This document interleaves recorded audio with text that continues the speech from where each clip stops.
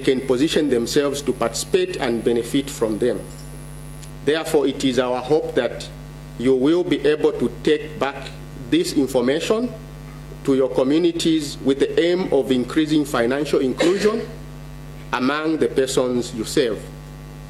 I would like to convey gratitude to our trainers, Mr. Mkuka, Mr. Msaiwale, Mrs. Mwale from the Ministry of Community Development, and the Ministry of Local Government and Rural Development for being with us today.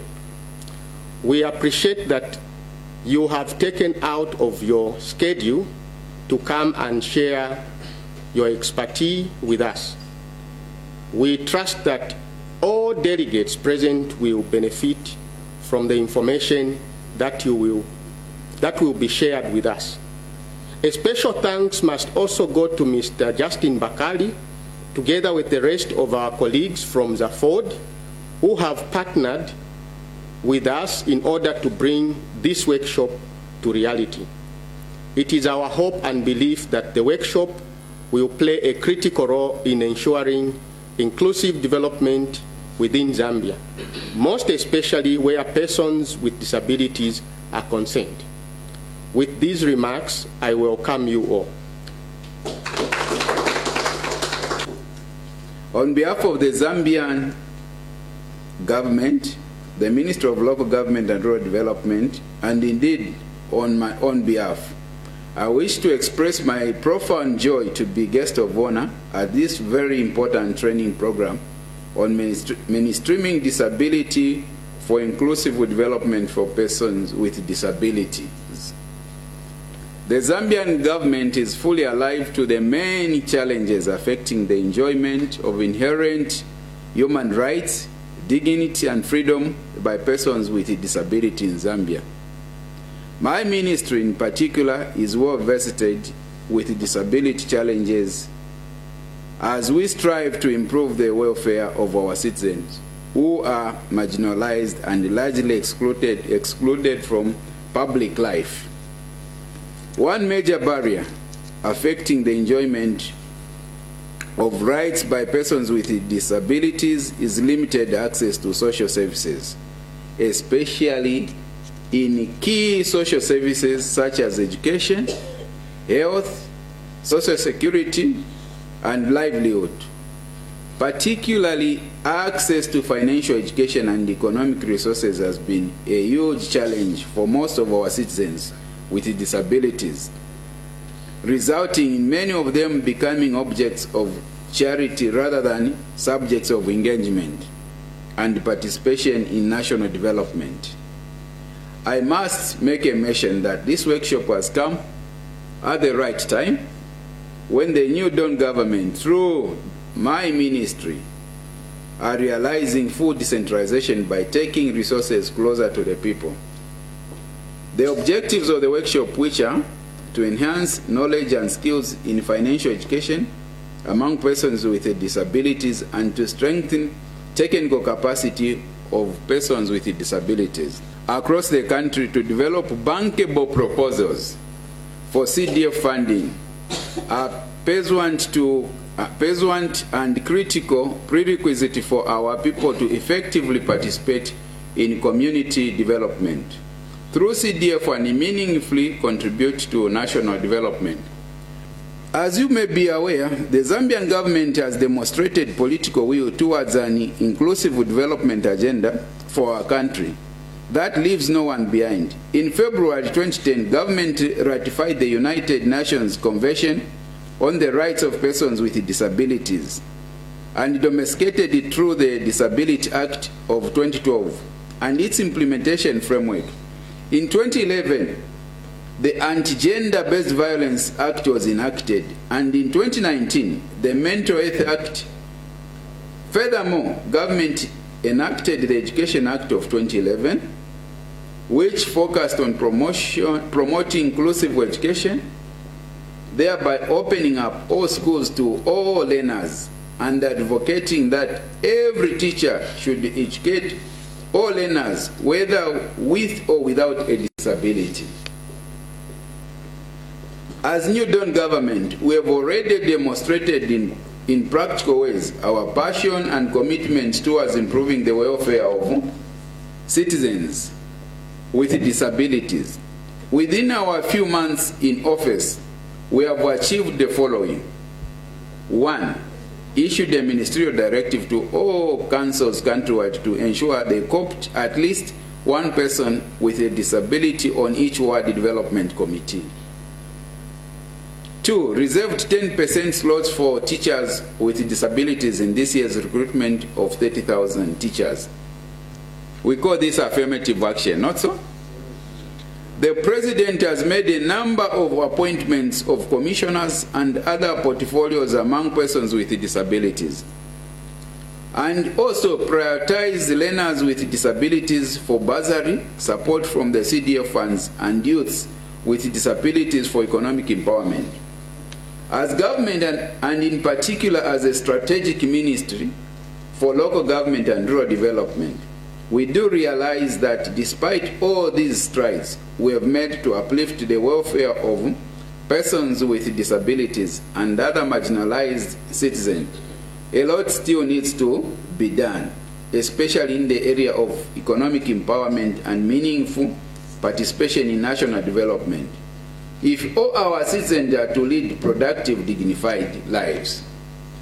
We acknowledge with a sense of urgency that persons with disabilities are the most marginalized group of citizens, most of whom lack human development services such as quality, inclusive education, inclusive health care, nutrition, personal security, assistive devices, and social interaction, among others.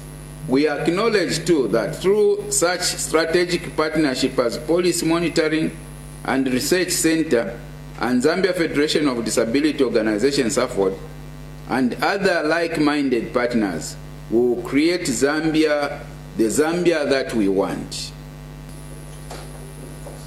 So the Policy Monitoring and Research Center Executive Director. So the Policy Monitoring and Research Center will hand over the Braille documents to government, and then government will hand over to ZAFOD and the Ministry of Community Development. When we talk about inclusion, ladies and gentlemen, this is what is being demonstrated right now. As brilliant as policies may be, if the intended audience in their totality do not understand, then it counts for nothing. So the Braille documents have been handed over, one to the Ministry of Community Development and the other to ZAFOD. Thank you very much. You may take your seats.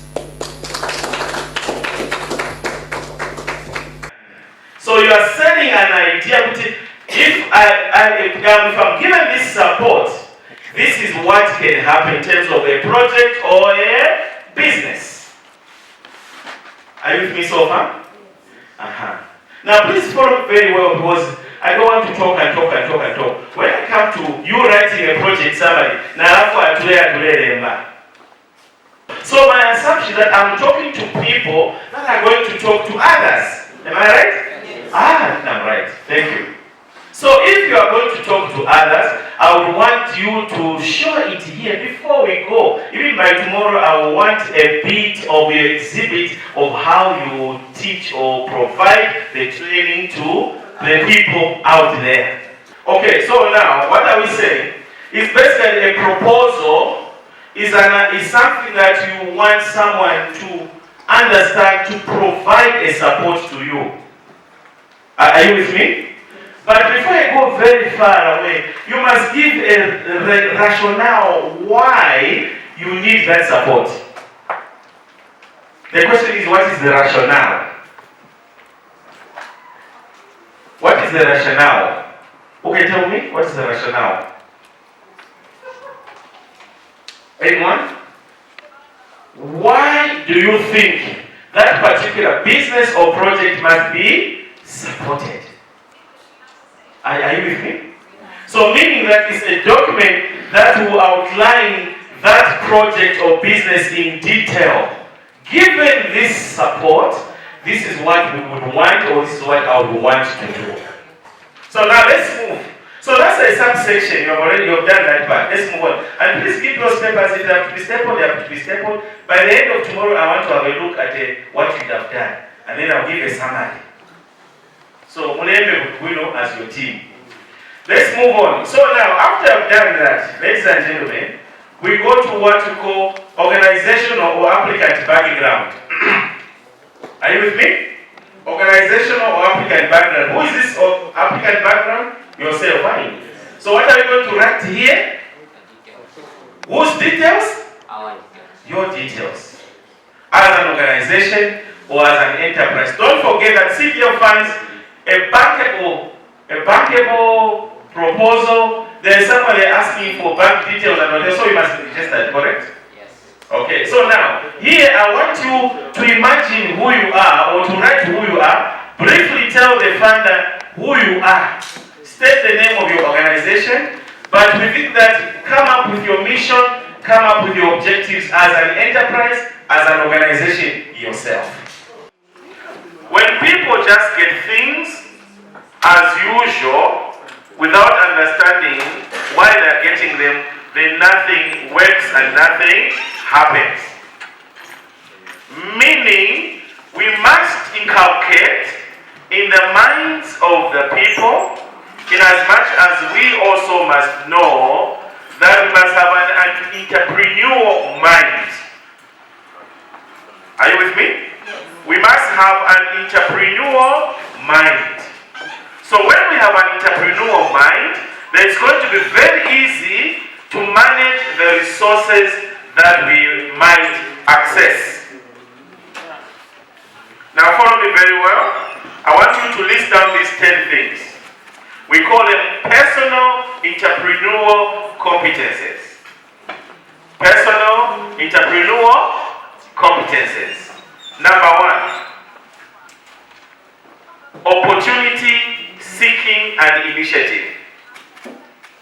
Opportunity seeking and initiative.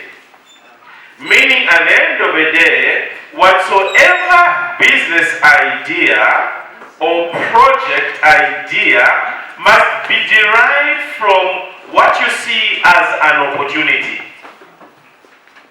Are you with me? Yes. So, personal entrepreneurial competence number 1 is opportunity seeking and initiative. Number 2. So, an initiative, yes.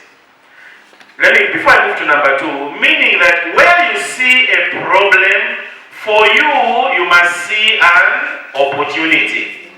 And that opportunity we see gets to be a business or project idea. Are you following? Yes. So as we talk to the people there, that's the mindset that they must have in the process of generating or thinking about a business idea or indeed a project idea. That's number 1. Number 2. Every person who is an entrepreneur takes risks. So, entrepreneurship number 1, so competence number 2 is risk taking. Are you with me? Yes. Risk taking. What do we mean? That everything that we do has a risk or has risks. But will not waver or call up and wield and never attempt to do that. We must have calculated risks. Are you with me? So all of us, whatever we do in life, has with it what you call a risk. Probably the question is, what is a risk? A risk is something that can cause a threat or uncertainty to an activity and thereby distorting it, disarranging it, and maybe making it to fail. Are you with me? Yesterday as I was going around, I heard things like, okay, chicken, we started rearing chicken. Along the way, the chickens could not, whatever, a lot of diseases and everything. it was because of the element of certain risks that might not have been managed very well. So we need to understand that. And by the way, for today as we continue, we'll start with what you call risk mitigation, which is a subsection in your proposal. Can I move on? Yes. Number 3, goal setting. Goal setting. All of us, whatever we desire to do, whatever we envision to do, we must set a goal.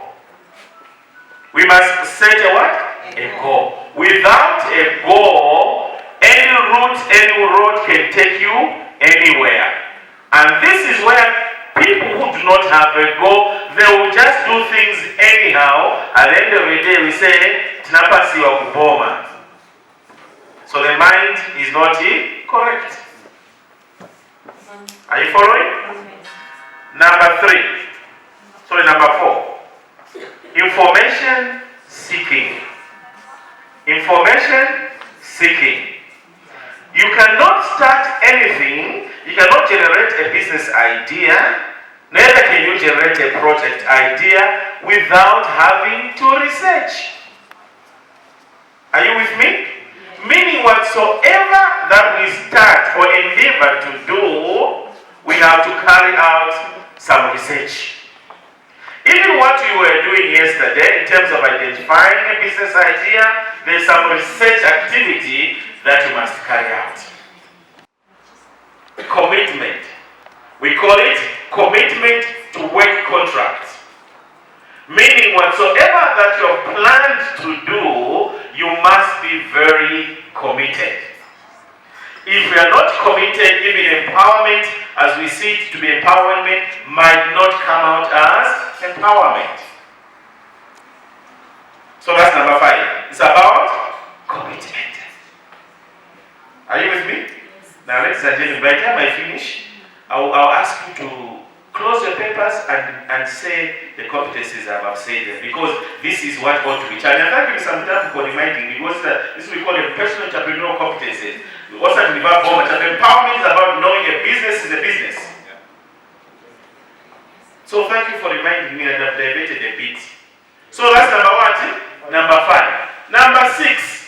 Whatever business you do, whatever project you do, demand for quality and efficiency. So what are we looking for? You must have a mind of ensuring quality and efficiency. Quality and efficiency. If you go into poultry rearing, your chicken must be of good weight. If you go into agribusiness, such as tomatoes or vegetables, they must be of good quality. If you're in a business that you are providing services, there must be efficiency. The customer is the reason for your business.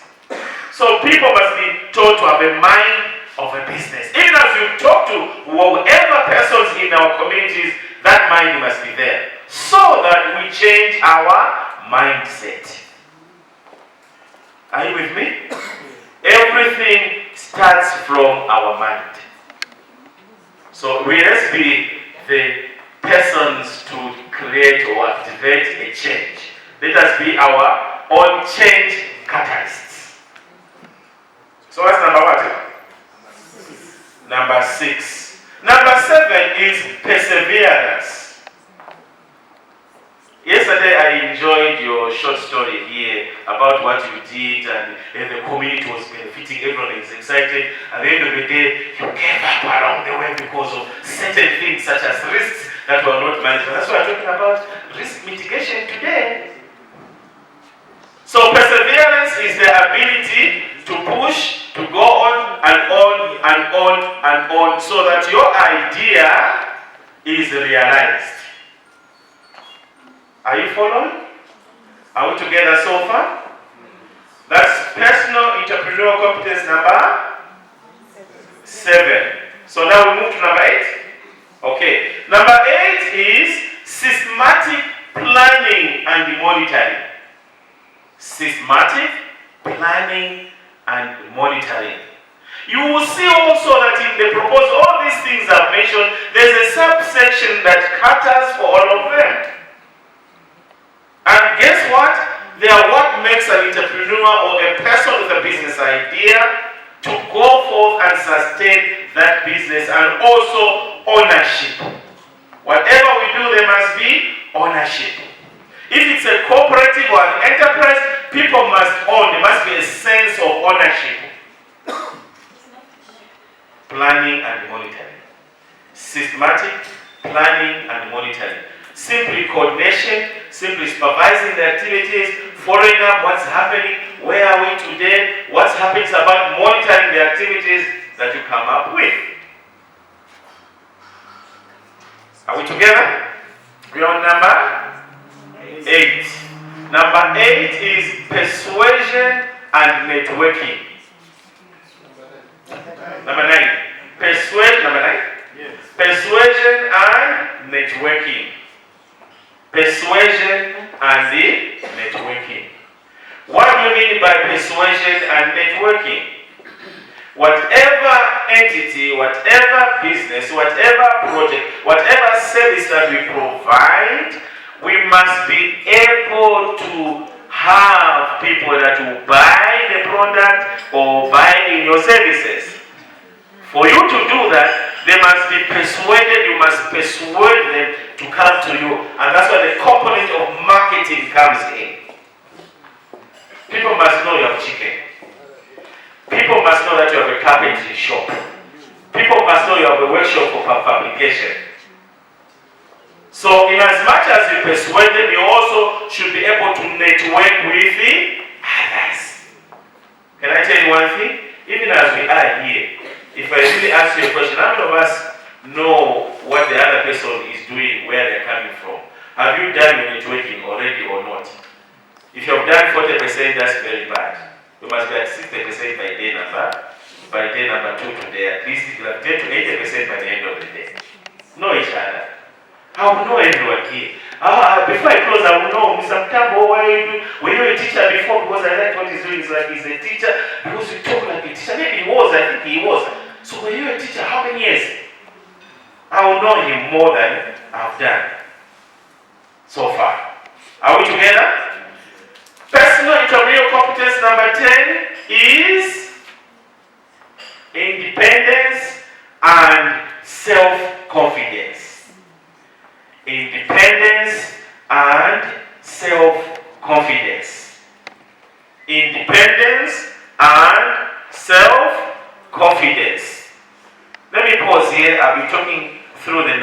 Can I ask someone, what do you mean by independence and self-confidence as an entrepreneurial competence? Anyone? Give it a try. What do you mean by independence and self-confidence? Anyone? Yes, sir? Myself, as I'm doing something, I must be confident in something that I'm doing. And I have to do it myself, to say I can do it myself without a hand coming in. Okay, the spirit of I can do it. Yeah. Yes, sir. I should be an independent thinker. If I consult at the end of it, or I should make an independent decision. Say it again loud. Can they hear you? Can you hear what he said? Do you hear what he said? I should be an independent thinker, even if I do consultation, at the end of it, or it should be me to make the decision. Have we heard? Yes. So I myself, me, in short, I must be able to be confident now with what I've stated without being changed or deviated or misdirected by others. So levels of confidence must be very high. What you start, run with it and finish it. Are we together? So I've mentioned how many competences? 10. Okay? Close your books. Don't look at your notes. I want someone who mentioned 5 of them. Don't just look up and look at me. Where's the microphone? I want someone who just mentioned any one of the 5 in any order. Quality and it must be quality. Quality and efficiency. So I mentioned another one. Independence. Thinking. 5. Okay, thank you. Goal setting and quality and goal setting. I think when you set your goals, you must have a picture of where you want to do or what type of product you want to produce. Okay. So as you set that product, you say, okay, I want to make this furniture. It should look like this. You do your drawings and you look at the materials, you have that goal. Okay. Then you take steps to be able to do those. Now, quality. You have to look at the type of furniture that you want. The furniture that you sit on, for somebody who's 100 kg, will sit on and then it's gone in 2 months. So you have to get something that is things like they said even some federals in those chairs that would outlive you. Chickens are also going to chickens. You have to own it. You have to make sure you know what you want. Make a plan. Not because they're giving CDF money. So even plan how to spend it, go on holiday, what have you, because it's money coming from the government. No, it's for your empowerment. So ensure that you make calculated risk and decisions of how you're going to run the business. But it can only change if agents of change are yourselves. Are we together? Yes, we have to be agents of change. We need to help the people in the communities to appreciate, to understand that the empowerment government is providing is a different empowerment. It's not even about political this time it's that empowerment we have to be accountable. You know, we have to be accountable. And this is a form of empowerment. How do we come, for instance, to sole traders? Some of you we want to support you as government, but we need to support you in an organized manner. Are we together? A sole trader is limited by capital. Otherwise, they'll be competing with ShopRite, they'll be competing with so many other, but they're limited by capital. So what we do, a sole trader can have access to empowerment funds. So if, for instance, you have your members who are running shops, who are running small timbers, they've registered those timbers, they can apply. I need 40,000 to buy equipment and to grow my business. Because I cannot have access to quick 40,000. You can have that. You can also talk about those, you remember I talked about an example of this lady who was into food processing, right? Yeah, so you can say, okay, I want to do food processing. I was amazed at this lady in, is it Chibombo? Who moves on her knees. You know her? She was supported by the SDA, and I remember even the current president went to see her some time back. You know her? Yes. What's her name? That woman tills the land more than Ifufuiba. And this is a fact. So, for her to manage that, she convinced herself that I can do it. For her to move with water long distances that she was moving before she was given a wheelchair, she convinced herself I can do it. The physical limitation is just but a mind thing for her. And she was able to achieve. And people were seeing. So the physical challenge that we have today is but a mental thing. We can come together, we can pull our minds together, we can pull ourselves together into groups, organize ourselves, and do these huge things that are happening, and be part of the beneficiaries under the empowerment.